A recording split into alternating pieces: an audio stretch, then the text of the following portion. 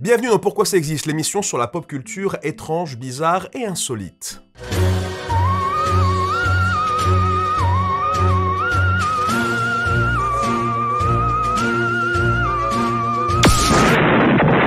Imaginez une histoire où un de ses auteurs participe dedans en tant que personnage. C'est fou comme concept, non? Non? C'est un truc courant qui existe depuis l'invention de l'écriture? Ah, la guine, je pensais avoir un concept avec mon light novel Super Ermite se réincarne dans un monde où tout le monde l'adore et personne ne le critique. C'est vaguement inspiré sur quelques expériences personnelles. Égocentrique, qu'est-ce que ça veut dire?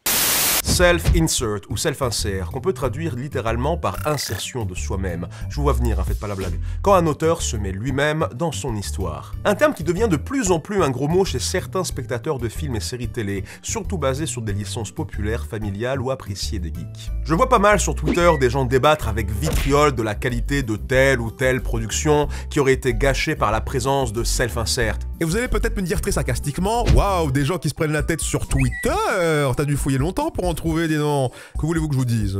Ça fait des sujets de vidéos gratuits. Est-ce qu'un auteur qui participe en tant que personnage central ou non d'une histoire ou qui donne ses traits de personnalité à un personnage préexistant, ça donne forcément une fiction insupportable de basse qualité? C'est quoi au juste les reproches? Bonjour à tous, ici La Rue Moderne et on va voir ça ensemble après le jingle.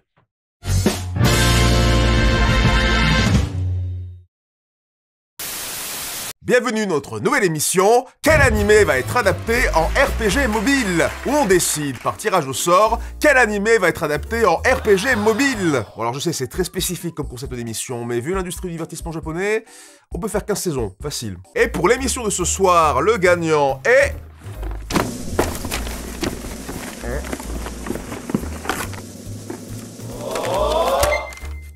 Black Clover! Bravo! Encore bravo! Black Clover M, Rise of the Wizard King est un RPG mobile basé sur l'univers de Black Clover, manga et animé à succès issu de l'usine à hit Shonen Jump.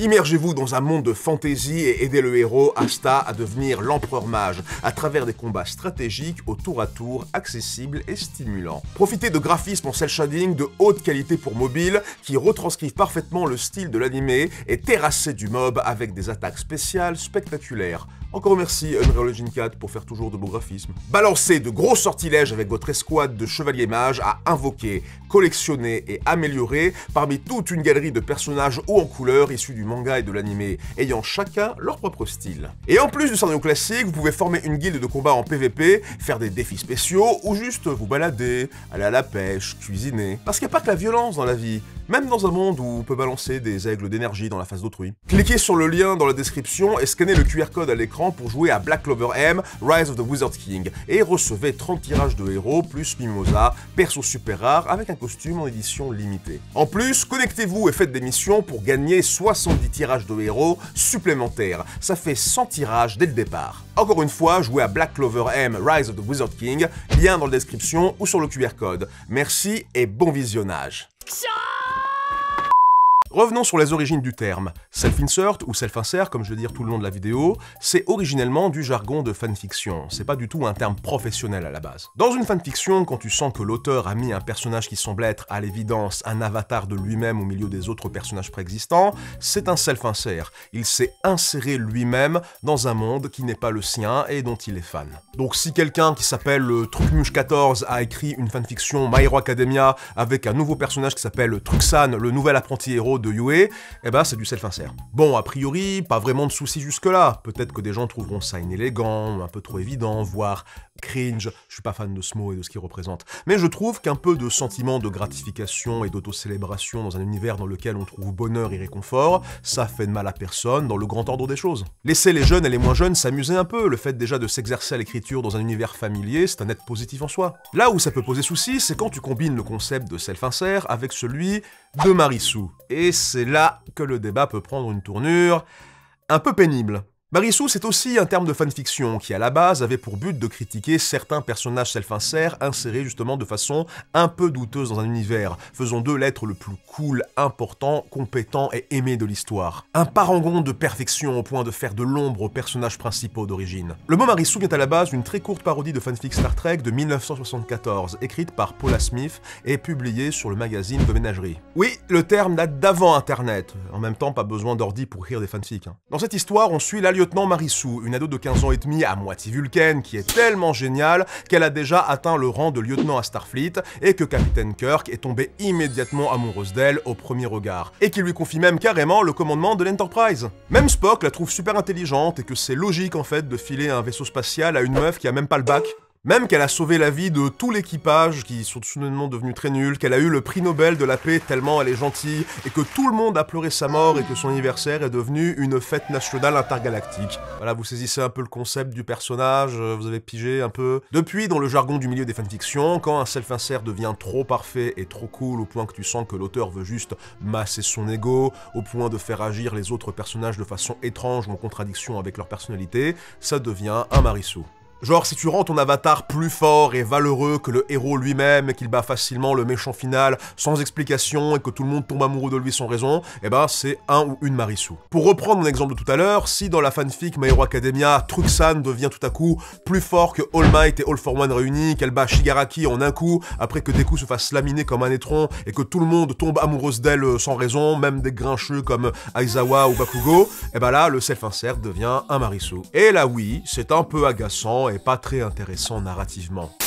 Mais n'oublions pas que c'est un exemple exagéré et que même la Marisu d'origine était parodique. La plupart du temps, les faux pas indulgents de ce genre sont plus dilués ou moins marqués que ça. Et du coup, faut faire gaffe quand on utilise des termes de fanfiction dans le cadre de productions professionnelles, aussi critiquables soient-elles. Sinon, on risque de perdre beaucoup en nuances très vite et on présente vite des failles de compréhension médiatique. Si on doit parler au sens strict d'une histoire où l'auteur, ou du moins un simulacre de l'auteur, est un personnage participant principal ou non, c'est un très vieux procédé qui peut être très bien fait, voire donner des œuvres cultes même importantes. Une des histoires les plus connues au monde où un auteur s'insère au milieu de personnages qu'il n'a pas inventés, c'est un petit truc italien du XIVe siècle, pas inintéressant, un peu basé sur la religion chrétienne. Ça s'appelle, je crois, la Divine Comédie de Dante Alighieri, je crois. Et avant qu'on me fasse la remarque, oui, je sais que ça a été adapté en jeu par Electronic Arts. C'est un peu comme God of War, mais dans l'enfer chrétien en fait. Mais il y a une référence encore plus évidente à faire. On parle ici d'un poème où l'auteur lui-même, Dante, voyage en enfer, divisé en plusieurs étages ou cercles classés sur la gravité de leurs péchés,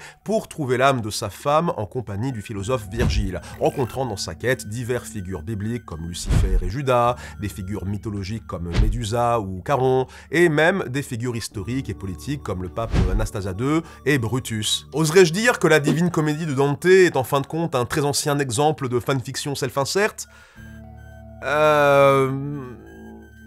Peut-être, moi j'ai envie de dire non. Bon alors déjà, fanfiction de la Bible, genre elle est fan de la Bible quoi, yes j'ai toute la Bible, j'ai les posters, j'ai les figurines, ma waifu préférée c'est Marie-Madeleine, elle est trop kawaii, non mais voilà, bon, c'est pas pareil, c'est pas pareil.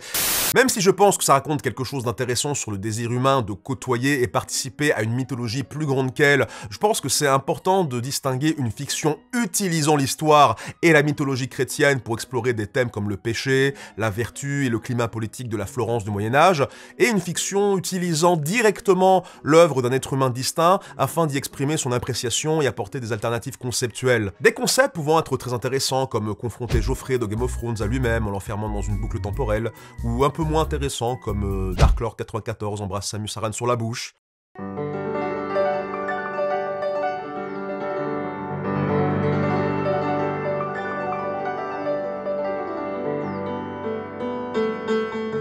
Le temps s'étire alors que Samus enlève son casque pour dévoiler sa cascade de cheveux blonds ainsi que ses yeux de saphir dans cet univers si maussade qu'elle pose sur moi. Ce regard plus transperçant que la balle la plus affûtée que j'ai reçue dans ma carrière rendrait transi d'excitation le plus sage des soldats.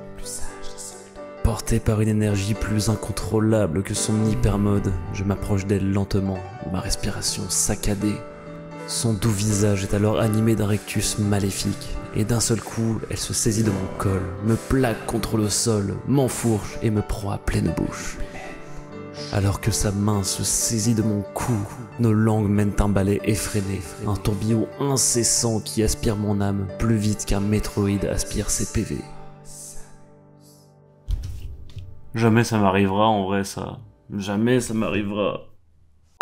Je dis pas que la fanfiction c'est de la sous-littérature et qu'on peut pas faire des trucs stylés avec, hein. On est team no hiérarchie des arts ici, mais je pense sincèrement qu'à un moment donné, même si s'inspirer, voire s'approprier des éléments d'autres œuvres est nécessaire en écriture, on atteint vite ses limites à rester dans l'univers de quelqu'un d'autre. On peut se foutre de la gueule de 50 nuances degrés comme on veut, n'empêche que E.L. James a vite compris que c'était nécessaire de transposer ce qui était à la base une fanfic Twilight vers une histoire originale et créer son propre univers avec ses propres règles. Mortal Instruments est devenu une saga de fantasy notable qui partait à la base de fanfiction Harry Potter.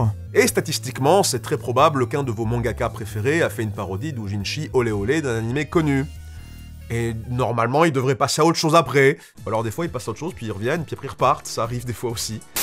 Un auteur, c'est un individu avec une personnalité distincte et des ensembles de croyances et d'idées lui étant propres qui transparaissent dans l'histoire qu'il écrit, volontairement ou non. On ne peut pas reprocher à un ou des auteurs de mettre un peu d'eux-mêmes dans ce qu'ils créent, même si c'est parfois littéralement eux-mêmes. C'est un des grands intérêts de l'art de voir ne serait-ce qu'une petite fenêtre donnant sur le cœur et l'esprit d'un ou plusieurs créateurs. Et je pense que par moments, si un auteur devient un personnage important de sa propre histoire, même en dehors de l'autobiographie, ça peut être intéressant. Sur Twitter, quelqu'un a utilisé l'exemple de J.J. Quintel, le showrunner de 2 cartoons, Regular Show destiné aux familles et Close Enough destiné aux adultes. Non seulement on constate une continuité, voire même une évolution dans son style d'humour entre les deux séries, mais les personnages principaux respectifs des 2 cartoons, Mordecai et Josh, sont différentes facettes de Quintel. Mordecai est clairement basé sur les années étudiantes de Quintel, partagées entre les petits boulots ingrats et les fêtes, tandis que Josh, en plus de ressembler physiquement à Quintel, je veux dire, ça saute aux yeux un peu quand même, représente sa vie en tant que nouveau papa ayant passé la trentaine, avec de nouvelles responsabilités, mais aussi ce souci un peu de rester cool et à la page. Note, ce n'est pas à la page de dire à la page. Je sais que je suis vieux, accordez-moi votre grâce s'il vous plaît.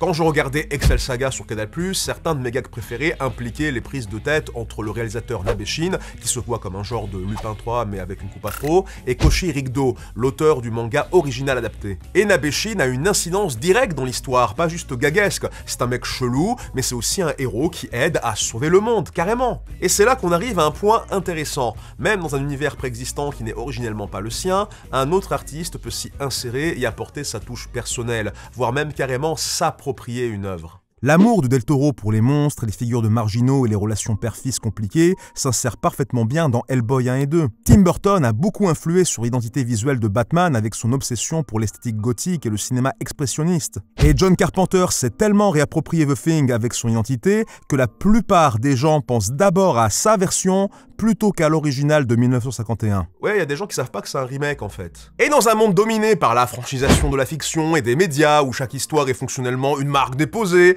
et où tout doit être un reboot, un remake, un spin-off ou un univers étendu, eh bien dans ce monde, je trouve ça salutaire de voir des artistes qui mettent quand même un peu d'eux-mêmes et leur identité. De nos jours, surtout avec l'industrie américaine du divertissement, un auteur se retrouve entre ces deux positions, entre la fiction d'emprunt mythologique et la fanfiction d'hommage pop culturel. Il doit constamment bosser avec l'univers de quelqu'un d'autre, souvent en respectant un lourd cahier des charges imposé par des personnes au-dessus de lui. Ça donne à mon sens des productions assez quelconques et dérivatives qui justement manquent un peu de vision et surtout de personnalité. Mais bon, je ne suis pas aveugle à la critique de fond. Je pense que pour pas mal de gens, le principal problème, c'est pas l'apport personnel d'un auteur, ou même créer un méta-commentaire sur la nature d'une histoire, ou le dialogue avec les spectateurs via un simulacre de l'auteur. Del Toro, il met un peu de lui-même dans Hellboy, mais il ne transforme pas le personnage entier pour devenir 100% ou même juste 60% de lui. J.J. Quintel, il s'insère lui-même, mais c'est au moins dans ses propres histoires, basées sur son vécu, avec son propre monde et ses personnages originaux. Nabe Shin, lui, il s'insère dans l'adaptation en animé comique et absurde d'un manga déjà comique et absurde, donc ça fait que rajouter au délire général. Et puis bon, ça fait un peu de la peine à dire, mais c'est pas comme si Excel Saga était un titan multimédia au succès transcendant, les supports et les années. Et puis dans les 3 cas, on parle de personnages qui, en plus des qualités, ont aussi des défauts ou des incongruités. La vraie critique de fond, je pense, c'est la peur qu'un scénariste d'une série, d'un film ou d'une BD appartenant à une franchise connue s'insère de façon grossière et surglorifiée dans un monde qui n'est pas le sien, ou remplace la personnalité d'un protagoniste avec une version idéalisée de la sienne. Bref, que le scénariste fait un self-insert Marissou dans une licence favorite de ces gens. Du coup, je vais revenir sur un des mèmes qui a relancé le débat sur Twitter en février. On a Bishaka Ali sur la série Miss Marvel. Alors, j'ai négatif à foutre des trucs du MCU, j'en ai rien à cirer, ça ne m'intéresse vraiment pas. Mais pour le peu de ce que je sais, t'as une femme d'origine pakistanaise et probablement familière avec la culture musulmane, qui est productrice, conceptrice et scénariste d'une série sur une fille pakistanaise musulmane, qui est à la base une héroïne créée par 5 personnes, dont 2 femmes musulmanes,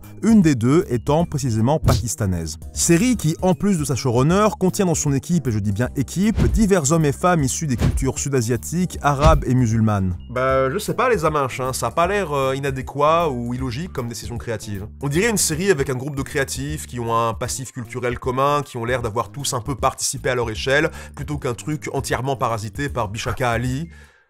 Qu'importe qui elle est. En fait, je comprends pas, elle est censée être méga connue comme ça pour que tout le monde ait peur qu'elle parasite une série. Je veux dire, je me suis remis à Instagram que récemment, j'ai déjà plus d'abonnés qu'elle, ça veut dire quoi? Et si tous ces gens-là ont mis un peu d'eux-mêmes dans cette série, bah ça me semble approprié, ça fait authentique quoi, il y a un fond culturel commun, je sais pas. Ensuite on a I Am Not Starfire, de ce que j'ai compris et lu, c'est un comic book one-shot. Ça n'a pas vocation de faire partie du grand univers DC Comics ou de lancer une nouvelle héroïne avec sa propre franchise ou quoi, ça fait juste partie d'une gamme d'histoires originales non canoniques destinées aux jeunes adultes. Ça vise donc une niche démographique très spécifique. Ils ont juste fait une seule histoire autosuffisante sur une version alternative de Starfire des Titans, qui a une fille de 17 ans, Mandy, qui est à l'opposé d'elle sur beaucoup de points. L'apparence, le style vestimentaire, l'attitude, l'orientation sexuelle et la présence ou ici absence de super-pouvoirs. C'est pas un concept incroyable, c'est plutôt commun d'imaginer des histoires où un super-héros vieillit et devient parent. Comme c'est des personnages relativement figés avec de grosses responsabilités rendant la vie de famille difficile, les forcer à évoluer et s'adapter à de nouveaux défis plus humains en faisant d'eux des parents ou imaginer leurs enfants vivre avec le poids de l'héritage de leur géniteur, ça donne un postulat narratif classique mais efficace qui a fait ses preuves. Ça se vérifie avec John Kent, fils de Superman, Damian Wayne, fils de Batman, ou même Mayday Parker, fille de Spider-Man. Les détracteurs de cette BD affirment que la scénariste Mariko Tamaki a fait du self-insert à travers le personnage de Mandy en se basant sur les similarités physiques entre les deux. Ok, donc elles sont toutes les deux corpulentes, d'accord, elles ont tous les deux les cheveux noirs, ouais, enfin, pour le coup, Mandy a pas les cheveux noirs, elle est teintée en noir, mais bref. Qu'est-ce qu'il y a d'autre? Mandy, a priori, est lesbienne et Mariko Tamaki l'est aussi, je crois en tout cas, je suis pas sûr. Cette dernière a reçu des prix artistiques, comme le prix Dane Ogilvy, récompensant les auteurs LGBT émergents canadiens. Donc ouais, elle doit se situer quelque part là-dedans, mais je vais pas fouiller non plus, sa vie privée après tout, c'est pas mes oignons. Je retiens surtout que avant I Am Not Starfire, elle a écrit sur 22 bouquins, jonglant entre créations originales et franchises comme Supergirl ou Harley Quinn, lui donnant l'occasion de gagner plein d'autres prix prestigieux, comme le Prince Award dédié à la littérature adolescente, la médaille Caldecott récompensant l'excellence dans les livres pour enfants, et 3 Eisner Awards, qui est juste en fait le prix le plus prestigieux du monde de la BD américaine. Voilà, c'est les Oscars des BD en fait. Donc a priori, c'est pas une meuf random sortie de nulle part, elle a de la bouteille. Pour avoir survolé son corpus, elle a en effet écrit beaucoup d'histoires sur des filles adolescentes. C'est un peu sa spécialité en fait, les portraits d'adolescentes et jeux d'adultes un peu paumés, qui se sentent hors normes physiquement ou mentalement, qui se cherchent et qui sont en quête d'amitié ou de romance, LGBT ou pas. Ce que je retiens surtout, c'est que quand quelqu'un dans l'industrie des comics cherche un pro pour écrire un portrait de jeune femme qui doit apprendre à grandir et s'épanouir, il appelle Tamaki. Du coup, oui, je pense qu'elle écrit en se basant sur son expérience et sa vie, que ça doit l'inspirer. Normal, t'écris sur ce que tu connais et les sujets que tu maîtrises. C'est un conseil classique qu'on donne aux gens qui veulent être auteurs. Est-ce qu'elle fait du self-insert ? Dans une certaine mesure, oui, parfois, et c'est pas la première fois. Dans son roman graphique Skim, qu'il a mis sur le devant de la scène BD, l'héroïne est une ado lesbienne canadienne-japonaise cynique qui se sent marginale. Dans Laura Dean Keeps Breaking Up With Me, c'est une ado lesbienne métisse blanche et asiatique qui lutte avec une relation romantique instable. Il n'y a pas non plus 40 000 BD de jeunes lesbiennes à moitié asiatiques dans le monde, et du peu qu'il y en a, pas mal d'entre elles sont écrites par la même dame. C'est son truc à elle, c'est le champ d'expertise de Tamaki. Est-ce que le fait qu'elle fasse du self-insert, ou du moins des personnages inspirés par son vécu, est un problème ? Pas sûr. Un des premiers exemples qui m'est venu en tête quand je pense à quelqu'un qui a un rapport aussi personnel avec ses BD, c'est Manu Larsenet. Manu Larsenet écrit souvent des mecs comme lui avec les mêmes obsessions et peurs, parfois des traits physiques similaires, quand il ne met pas directement lui-même dans ses BD. Par moments c'est badant, c'est pas toujours agréable, mais c'est très intimiste, humain, et tout le monde trouve ça génial. Et ça l'empêche pas d'avoir du recul sur lui et son travail. Ma vie devenait impossible, j'avais été interné, tout ça allait très très mal. C'était ma dernière chance, donc il fallait que j'aille voir un psychiatre. Et je savais pas quoi lui dire, parce que quand tu connais pas, tu sais pas quoi dire à quelqu'un comme ça que tu connais pas. Il m'a dit, vos problèmes ils vont jamais disparaître. Mais un jour, avec un peu de chance, vous allez vous écarter et pouvoir éventuellement le contourner. C'est stupide, et pourtant ça a été un éclair. Et ça, c'est le résultat. C'est-à-dire que j'ai réussi à m'écarter assez de mes propres obsessions pour pouvoir en parler. C'est des choses que j'aurais pas réussi à exprimer avec des mots, ni même avec un discours. Il y a des choses que j'arrive à faire que en dessin. C'est tout ça est une question d'expression, d'essayer de dire des choses aux gens. C'est ça qui est bien dans la bande dessinée, c'est qu'il y a des mots et du dessin. Ça te paraît évident que c'est comme ça qu'il faut le faire, et tu arrives à dire ce qui était indicible, voilà. C'est-à-dire qu'elles n'ont pas disparu, rien n'a disparu, la mort de mon père n'a pas disparu, l'angoisse de la peur, du démembrement, de l'obésité, toutes ces choses qui me travaillent de manière très insidieuse tous les jours, n'ont pas disparu, aucune d'entre elles. Simplement, je change d'angle pour les regarder.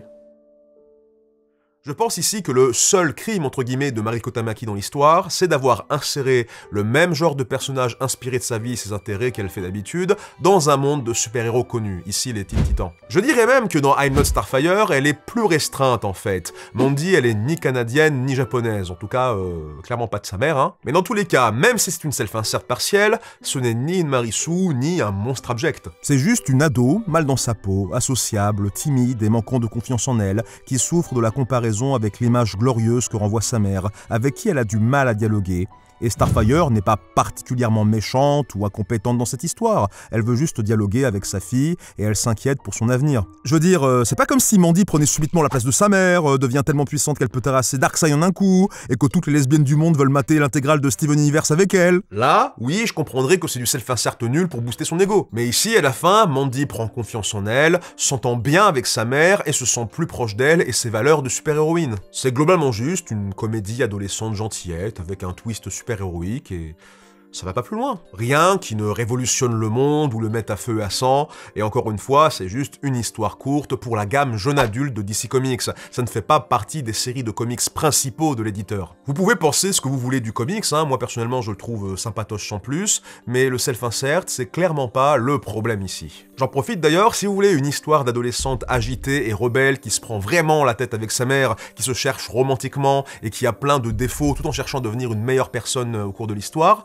je vous conseille plutôt le film Lady Bird. Il n'y a pas de super pouvoir, mais en termes de comédie dramatique ado, c'est beaucoup plus nuancé, subtil, authentique et maîtrisé, je pense. Ou lisez certains des autres ouvrages de Tamaki. Si ça se trouve, vous trouverez ça mieux en l'absence de l'univers DC Comics. Bon, par contre, Velma par Mindy Kaling, là oui. Là, tu peux dire que le self-insert casse un peu les couilles. Mais parce que justement, c'est mal fait, comme une mauvaise fanfic, pas juste parce que c'est du self-insert en soi.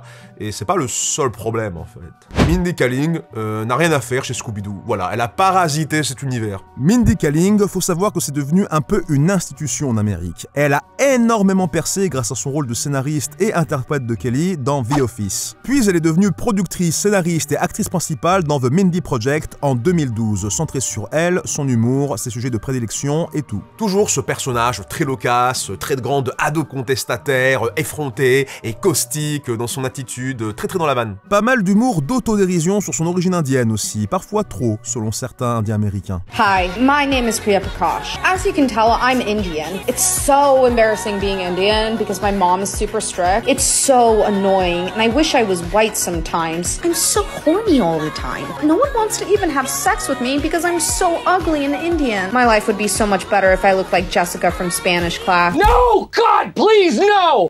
Ça a bien marché, ça a duré 6 saisons et ça l'a bien propulsé en figure de proue des indiennes américaines dans l'industrie du divertissement. 2020, Never Have I Ever, pareil, créé, produit, scénarisé par Kaling. Même si elle ne joue pas dedans, c'est basé sur sa jeunesse à Boston en tant qu'indienne américaine. On reste toujours dans son domaine et humour de prédilection, 3 saisons, bientôt 4 sur Netflix, le succès. Mais un jour, elle a voulu incruster son style dans Velma, et ça marche pas trop. Moi je suis d'accord pour dire que les personnages de fiction, même préexistants, sont relativement élastiques, transformables et sujets à réinterprétation. Mais là, c'est pas Vera version indienne, c'est juste Mindy Kaling mais avec des lunettes et un col roulé qui fait son numéro habituel. Oh là là, je suis une machine à faire des vannes sardoniques parce que je dis la vérité à voix haute. J'ai un comportement inapproprié en toutes circonstances, mais pourtant je suis le sujet d'attraction de tout le monde pour une certaine raison. Fred kiffe mon boule, Daphné kiffe mon boule, l'équivalent de Samy kiffe mon boule aussi. Je suis le centre d'attention de mon groupe d'amis, il y a un déséquilibre, c'est bizarre, mais tant mieux pour moi, hein. Et au fait, les desserts indiens, ils sont bof quand même, non? Haha, autodérision. J'ai vu très peu d'épisodes de ce truc, hein, ça m'a vite saoulé, hein, très fort, très vite, mais je suis d'accord pour dire que Mindy Kaling, basé sur ce que j'ai vu et ce qu'on m'a raconté, est une self-insert hors sujet à tendance autoglorificatrice ici. Mais c'est pas le pire des problèmes de la série, c'est juste que je trouve que ça les aggrave.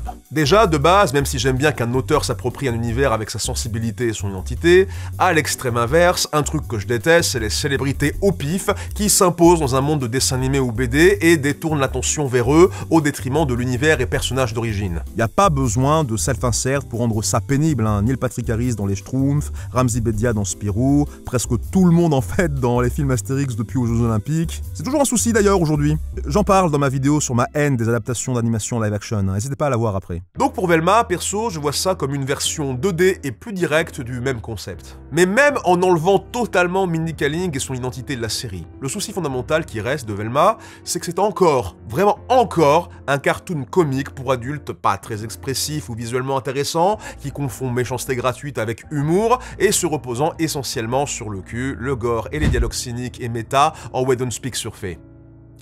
Et il y en a déjà trop de ça. Pire, c'est un cartoon pour adultes qui essaye de se vendre sur la réputation d'une franchise familiale. Et 9 fois sur 10, c'est un truc un peu de faux rebelle franchement agaçant. Hein. Et si le dessin animé pour enfants, il disait des gros mots et faisait le sesque? Mais oui, oh là là, mais c'est imaginatif, c'est osé et disruptif. Clairement l'esprit de Alan Moore m'habite.